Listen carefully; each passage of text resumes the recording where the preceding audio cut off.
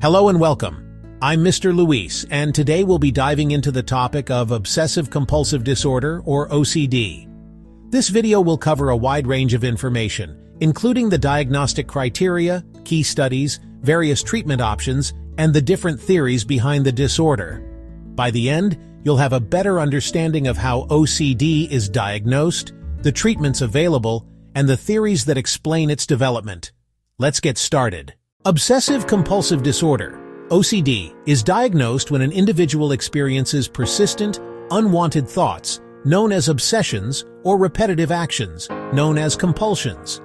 For a diagnosis to be made, these obsessions and compulsions must take up more than 1 hour each day, significantly impacting a person's ability to function in daily life. Obsessions are intrusive thoughts or urges that often cause anxiety. They may include fears of contamination, harm, or violence. On the other hand, compulsions are repetitive behaviors or mental acts, such as washing, checking, or counting, that individuals feel compelled to perform in response to these obsessive thoughts to alleviate anxiety. If you're looking for a more detailed set of criteria, refer to the ICD-11 or DSM-5-TR, which provide in-depth diagnostic guidelines. To further understand the severity of OCD, let's look at a key study by Rapoport, 1989. Rapoport conducted a case study on a 14-year-old boy named Charles who suffered from OCD. Charles would spend up to 3 hours a day showering and another 2 hours getting dressed, constantly checking for cleanliness. His compulsive behavior greatly impacted his social life, and he was unable to attend school. Charles's mother contacted Rapoport after observing that his behaviors had been persistent for over 2 years. Despite undergoing various treatments, including medication and psychotherapy, Charles continued to struggle with his OCD. This highlights a crucial point. OCD symptoms can remain persistent even after treatment. In fact, Charles even developed a tolerance to his medication, making it less effective over time. Several tools are used to assess OCD, helping clinicians measure the severity of symptoms and assist in making an accurate diagnosis. One commonly used tool is the Maudsley Obsessive-Compulsive Inventory, MOCI, which contains 30 true-false items. The MOCI helps measure compulsive behaviors like checking, washing, and counting, and can be completed in about 5 minutes. The results produce a score between 0 and 30, reflecting the severity of symptoms. Another essential tool is the Yale-Brown Obsessive-Compulsive Scale, Y-BOX. This semi-structured interview is designed to assess the severity of OCD symptoms in a more detailed way. The Y-BOX takes around 30 minutes to complete and includes a 10-item severity scale, with scores ranging from 0 to 40. Typically, a score above 16 is considered clinically significant for OCD. OCD can be explained through several theories ranging from biochemical to psychological perspectives. Let's break down each explanation. 1. Biological explanation. Research suggests that OCD may have a genetic basis. Studies have found that people with OCD often have higher dopamine levels and lower serotonin levels in their brains. These neurotransmitters are closely tied to mood and behavior regulation. When these neurotransmitters are imbalanced, it can lead to symptoms of OCD. Selective serotonin reuptake. Inhibitors, SSRIs, are commonly prescribed to increase serotonin levels, and these medications have proven to be effective in treating OCD. 2. Cognitive explanation. Cognitive theories suggest that OCD is the result of faulty thinking patterns. Obsessive thoughts, such as the fear of contamination or harm, stem from irrational or exaggerated fears. These thoughts provoke anxiety, leading individuals to perform compulsive behaviors, such as washing or checking, as a temporary relief. While the compulsions reduce anxiety in the short term, they do not address the underlying issue, which is the faulty thinking that triggers the obsessive thoughts. 3. Behavioral explanation. From a behavioral perspective, OCD is understood through operant conditioning, a learning process in which behaviors are reinforced by their consequences. Here's how it works in the context of OCD. Obsessions. Intrusive, anxiety-provoking thoughts trigger a desire to alleviate that anxiety. Compulsions. Compulsive behaviors like hand-washing, checking, or counting are performed to reduce the anxiety caused by obsessions. Negative reinforcement. When the compulsive behaviors reduce anxiety, This negative reinforcement strengthens the behavior, making it more likely to occur again in the future. Cycle of reinforcement. Over time, compulsions become habitual because they continue to provide relief from anxiety. The more an individual engages in these behaviors, the more ingrained they become, making it difficult to break the cycle. 4. Psychodynamic explanation. Sigmund Freud's psychodynamic theory suggests that OCD arises from unresolved unconscious conflicts, particularly those related to early childhood experiences, such as the anal stage of psychosexual development. Freud believed that if a child experiences trauma during the anal stage, such as strict or punitive toilet training, this could lead to unresolved conflicts that later manifest as OCD symptoms in adulthood.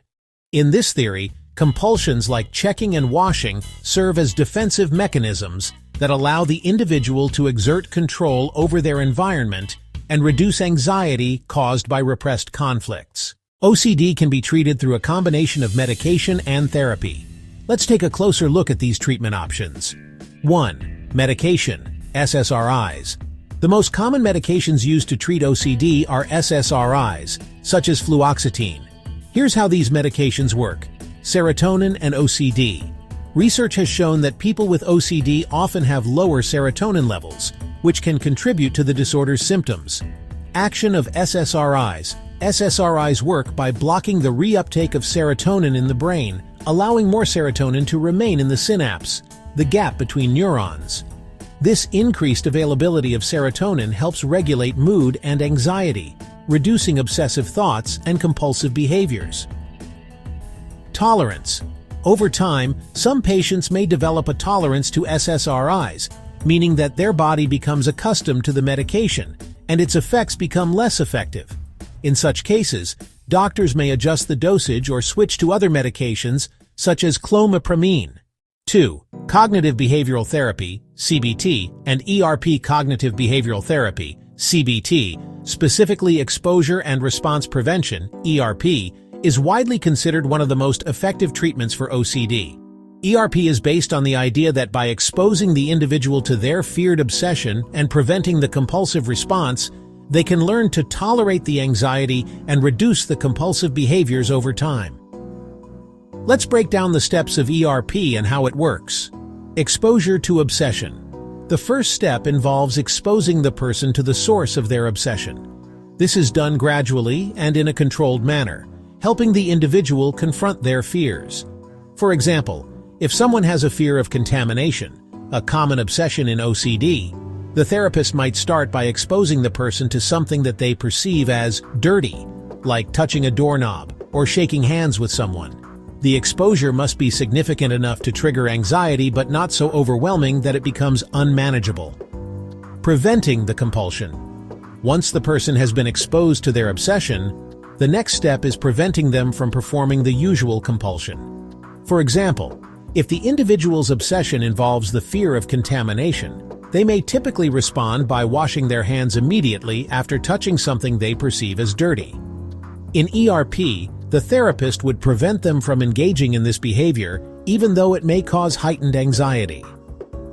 Tolerating anxiety. The primary goal of ERP is to help the person tolerate the anxiety that arises from the obsession without resorting to the compulsion.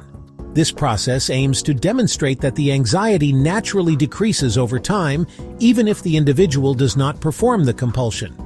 Initially, the anxiety may be intense, but through repetition, the individual learns that their anxiety will eventually subside on its own.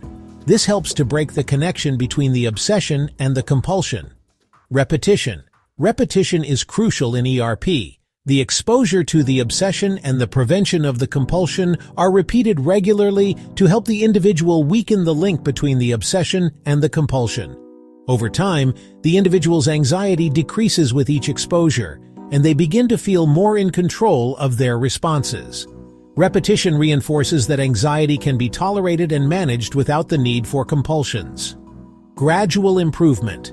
As the person continues to resist the compulsive behaviors, gradual improvement is expected.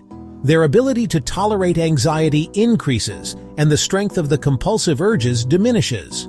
Over time, the individual gains greater control over their OCD symptoms, and experiences a significant reduction in the frequency and intensity of the compulsions. The treatment helps them to regain a sense of autonomy and reduce the interference OCD has in their daily life. Key study, Lovell et al. 2006, Lovell et al. 2006, conducted a study to examine whether telephone-based CBT could be as effective as face-to-face therapy for treating OCD. The study involved 72 participants who were randomly assigned to either the telephone CBT group or the face-to-face CBT group. Both groups received the same amount of therapy, 10 weekly sessions of 60 minutes each.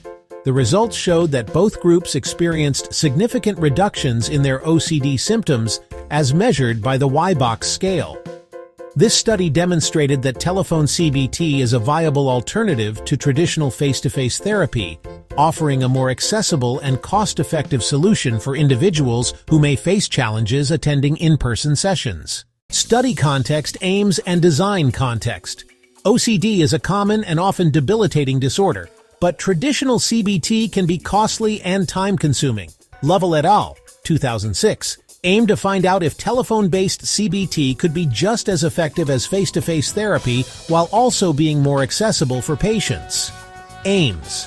The primary aim of this study was to compare the effectiveness of CBT delivered over the phone to traditional face-to-face CBT for treating OCD. They hypothesized that both treatments would lead to significant improvements in OCD symptoms. Design. The study used a randomized controlled trial, RCT design, with 72 participants who were diagnosed with OCD. Participants were randomly assigned to either the face-to-face CBT group or the telephone CBT group. Both groups received the same amount of therapy, 10 weekly sessions, each lasting about 60 minutes. Results and findings. Results. Both groups showed significant reductions in their Y-box scores, suggesting that both telephone and face-to-face CBT were equally effective in treating OCD. Conclusion. The study concluded that telephone CBT is an effective and more accessible alternative to traditional face-to-face CBT. It can help overcome barriers like travel difficulties and long waiting lists for therapy. Research methods. The study employed a randomized controlled trial, RCT design, ensuring that participants were randomly assigned to one of the two treatment groups, eliminating selection bias. The study used reliable and valid measures, such as the Y-box, to assess OCD symptoms. However, the small sample size and the lack of diversity, since all participants were from the UK, may limit the generalizability of the findings to other populations. Issues and debates. One important debate that arises from this study is whether telephone-based CBT can be generalized to other populations or settings. While the results were promising, it's unclear whether telephone CBT would be equally effective for people from different cultural or socioeconomic backgrounds. Another issue is that the study relied heavily on self-report measures, which can introduce bias as participants may either exaggerate or minimize their symptoms. Despite these limitations, the study provides valuable evidence supporting the effectiveness of telephone CBT for OCD. In conclusion, OCD is a complex and challenging disorder that affects millions of people worldwide. Its diagnosis and treatment require a multifaceted approach that includes both medication and therapy. By understanding the diagnostic criteria, examining key studies such as those by Rapoport and Lovell et al., and exploring various treatment options, we can see how OCD can be managed effectively. If you want to learn more, make sure to refer to the ICD-11 and DSM-5-TR for further details on diagnostic criteria and treatment guidelines. Thank you for joining me today. I hope you now have a clearer understanding of OCD and its treatment options. Until next time.